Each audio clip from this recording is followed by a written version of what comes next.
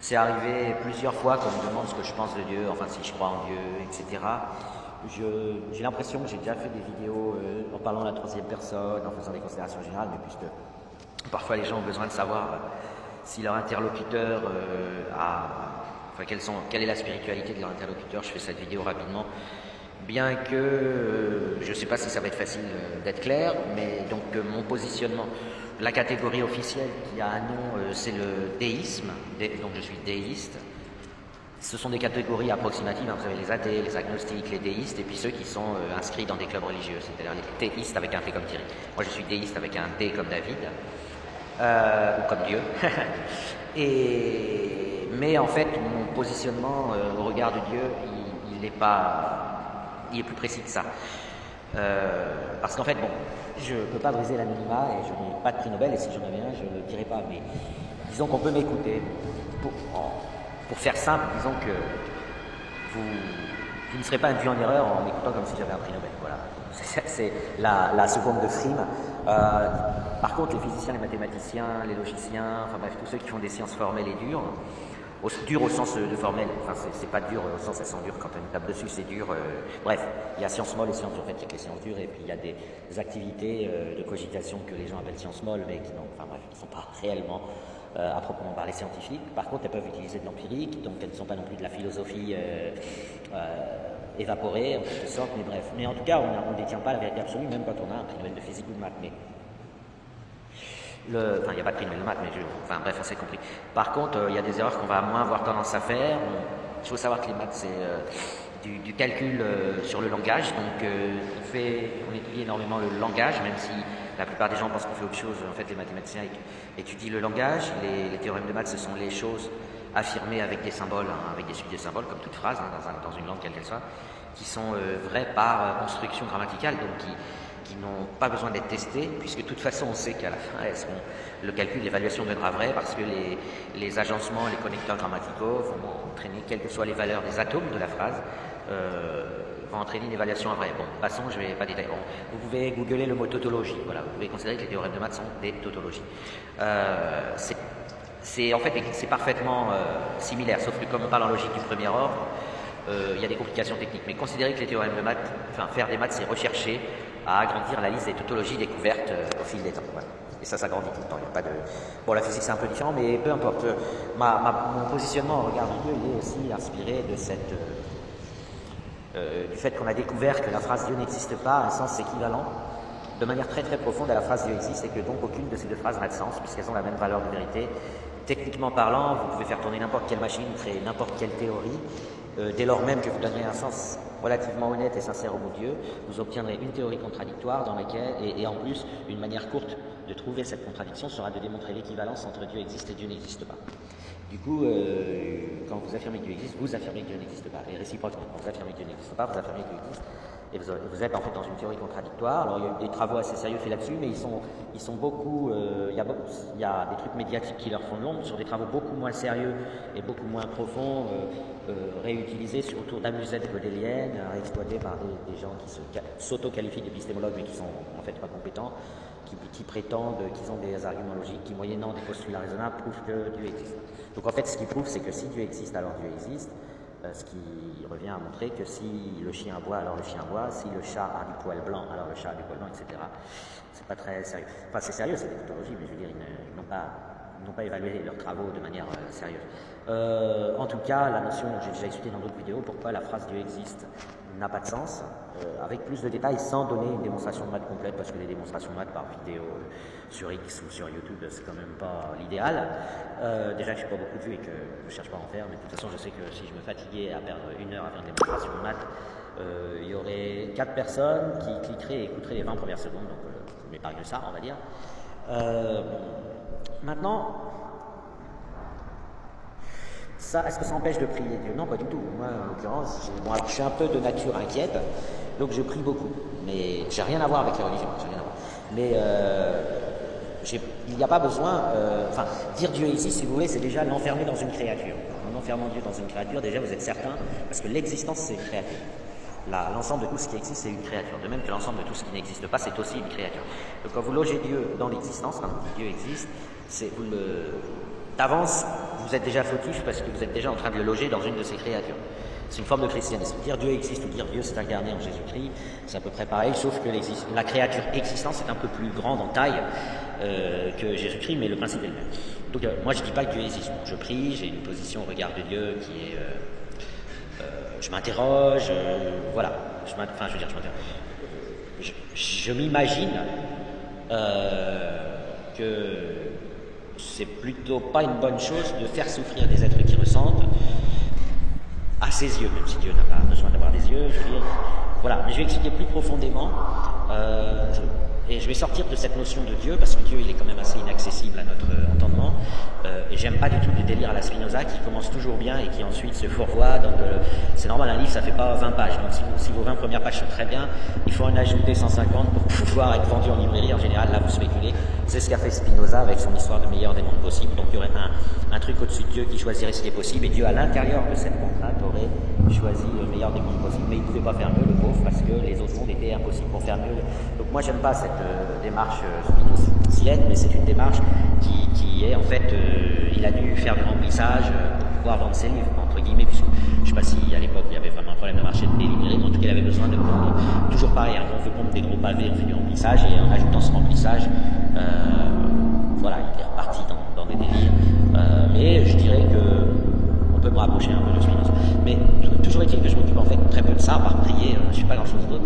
Par contre, je pense que les corps physiques, les apparences de corps physiques, enfin tout ce qui nous apparaît réellement, c'est un spectacle qui est délivré à une seule âme. C'est là, je crois, l'unicité de l'âme. Je ne crois pas que chacun a son âme, un lapin il a une âme qui est différente de mon âme, qui est différente de l'âme du poisson, qui est différente de l'âme, je sais pas, des démons, des anges. Tous les êtres qui ressentent, pour moi, c'est en fait un seul être qui ressent leur vie, enfin leur ressenti. Donc je pense qu'il y a une seule entité qui ressent, et j'ai des billes, j'ai des raisons, j'ai le paradigme quantique, le théorème de non-clonage quantique qui pour le coup s'applique à un champ restreint d'application, mais pas de chance pour mes contradicteurs, il s'applique très très bien à l'âme. Donc on ne peut pas en avoir plusieurs. Le théorème d'unicité de l'âme, c'est quasiment une façon d'interpréter les théorèmes du paradigme quantique qui interdisent le clonage.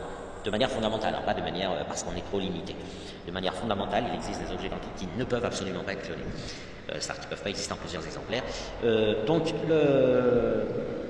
voilà, je parle de l'unicité de l'âme, ce qui me conduit à avoir une approche de la vie qui fait que je suis emmerdé. Alors, je ne souffre pas autant, mais je suis emmerdé quand quelqu'un souffre parce que je sais que c'est moi qui souffre à un autre moment de ma vie. Mais cet autre moment, ce n'est pas mon avenir dans ma vie sociale, ni mon passé actuel, enfin dans mon corps, c'est un autre moment de l'espace-temps de ma vie qui n'est pas dans le passé de J.C. de Razang et qui n'est pas dans l'avenir de J.C. de Razang au sens 0 à 90 ans, vous voyez.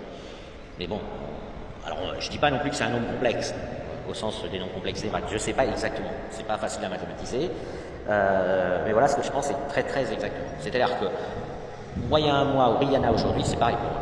C'est pareil, c'est des ressentis de l'âme, sauf que moi il y a un mois je me rappelais être moi, avec tout ce qui avait précédé l'instant il y a un mois. Tandis que Rihanna aujourd'hui, c'est comme si moi, demain, on me rend amnésique totalement et on remplace ce que j'ai dans la mémoire par la mémoire de Rihanna. Voilà. Elle aura l'impression d'être transportée dans un corps de gros franchouillard de 60 balais passés, qui boit du vin rouge et qui mange du fromage, mais à part ça, voilà.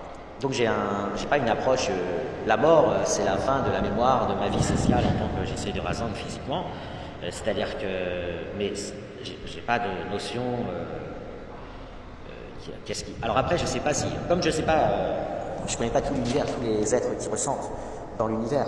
Et donc, je n'exclus pas que après le passage sur Terre, on va dans un petit lieu où on tape la discute de ce qui s'est passé dans la Matrix, qui à ce moment-là devient la Matrix, c'est-à-dire, et on est plusieurs à se marrer en disant voilà ce qu'on a fait dans nos vies réelles, qu'est-ce qu'on était nuls, oh putain là, j'ai fait un revers alors que j'aurais dû faire un coup droit, du coup ce jour-là j'ai perdu le match. C'est possible, mais par contre c'est pas physiquement évident parce que la mémoire s'en va avec Alzheimer et s'en va avec la mort. Mais il n'y a même pas besoin de la mort pour détruire ce qui est présent dans la mémoire. Alzheimer est très suffisant ou certains accidents vous conduisent à des amnésies presque totales.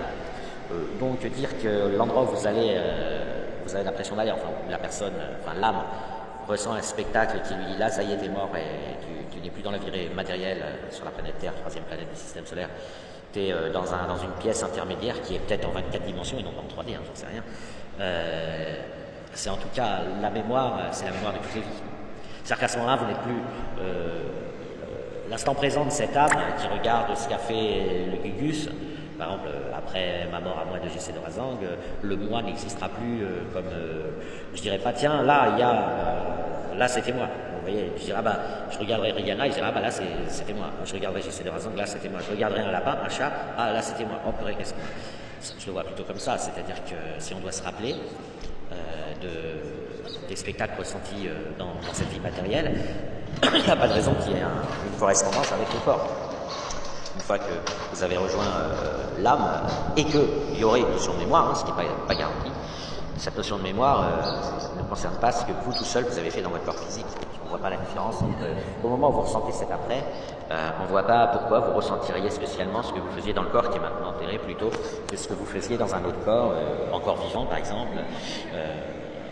Donc voilà pour faire ma position. Alors ça n'a rien à voir avec Dieu tout ça, hein, c'est l'âme unique, mais l'unicité de l'âme est importante pour moi. Enfin, c'est ce qui va conduire à ne pas faire de mal aux autres, à essayer d'aider les autres, à m'oublier aussi, ça on m'a beaucoup reproché, j'ai tendance à m'oublier, à m'occuper que des autres. Bon, c'est pas franchement, je m'occupe quand même de moi parce que je suis localisé dans mon corps, donc quand quand j'ai la grippe, une angine ou que je me coupe un doigt en ouvrant une boîte de conserve, je me rends bien compte que je suis dans ce corps-là. Hein.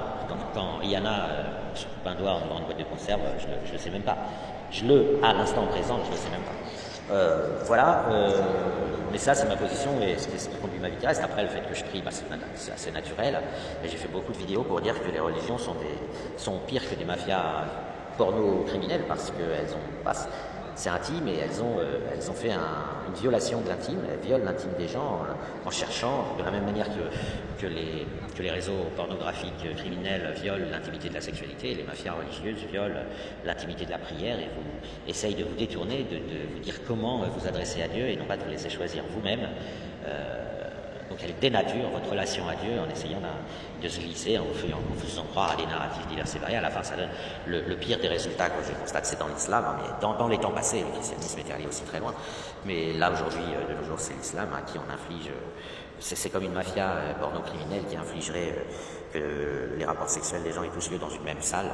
Et là, ils infligent à des bons hommes de se coller entre eux et de prier ensemble, ce qui gâche tout, ce qui rend leur prière... invalide évidemment, enfin, mais peu importe. Voilà ce que je pense à peu près. Et encore une fois, j'insiste, dire Dieu n'existe pas, dire Dieu existe, ça change rien, parce que de toute façon Dieu il peut tout faire, en un sens beaucoup plus difficile à conceptualiser que quand on fait de la science, c'est-à-dire qu'il peut sans exister avoir tout, il peut sans exister tout créer et faire des miracles. Et il n'a pas besoin d'exister pour ça, il n'a pas de limite, contrairement à ce que les religions font. Dieu n'a aucune limite, à la différence de nous, il n'a pas besoin d'exister pour agir. Donc voilà, donc ça vaut le coup de le prier même quand il n'existe pas, c'est pas un problème. Mais évidemment, il aurait fallu que je fasse plus de pédagogie, mais c'était pas l'objet. L'objet c'était de présenter ma spiritualité, et voilà, j'estime que c'est à peu près fait. אני כאן להזכיר שתחזור להיות לכם, אז למה להילחם?